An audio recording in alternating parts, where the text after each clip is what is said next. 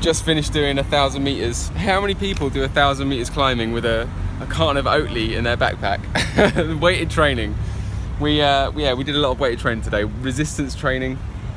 I'm riding the 10 kilogram Beta Beast with toe clips and plimsolls, getting it done.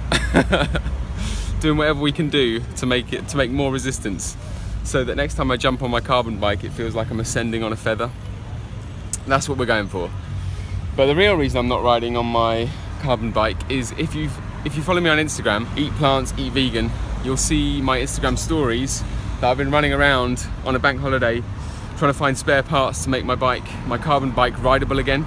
Because it's just, I don't know if you've seen the original Blues Brothers film, but there's a scene at the end where the car has taken them on this incredible journey, and whatever was holding it together, this divine force, decides not to anymore, and it just falls apart in an instant.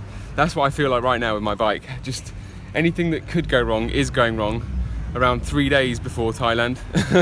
So I'm running around on a bank holiday, probably the worst time you could possibly choose to try and go and buy anything from a shop in England and find myself the spare parts that I need, because every shop that I go to is either shut early or just shut when it's normally open. One of many problems I've got at the moment with my bike to try and make it rideable again is that my entire wheel set has decided to disintegrate on me. Because the other day I came back from a ride and I found that the wheels were rubbing on the brake pads, so I thought, oh well, I'll just realign the calipers, but that didn't fix it, and it actually turned out on closer inspection that my wheels were so bent that they were rubbing on the brake pads either side, so it meant that I had to go and get my wheels trued. So I went to my local bike mechanic, and we diagnosed the problem that you need a specific tool in order to be able to tighten double-walled carbon clincher wheels, and he didn't have that tool. So I went round another 5 bike shops, including Halford's, and none of them had the specific tool you needed it either.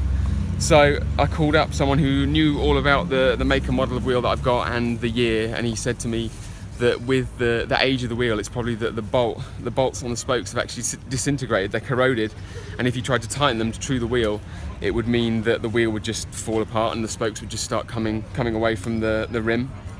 And the last thing I want, and probably what would happen, is that I'm in rural Thailand and my wheel is falling apart on me when I'm furthest away from civilization, which is the last thing that I want. I just don't want that in the back of my mind.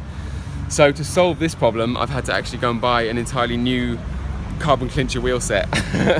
So I'm going to go and pick that up. Hopefully that will come tomorrow, fingers crossed. I'll be able to go and pick that up from one of my local cycling shops. But you know, these things are sent to help you to learn. You know, at least I know more about double-walled carbon clincher wheels and truing them now, that you need a specific tool. And the other positives are that I can switch up my 23C wheel set to a 25C, which is what I wanted to do anyway, but just a lot later down the line, not in a panic 3 days before Thailand. But oh well. So yeah, the bottom line is that this time next week I'm going to be in Thailand on a bike that works, and I'm going to do whatever it takes to make that happen.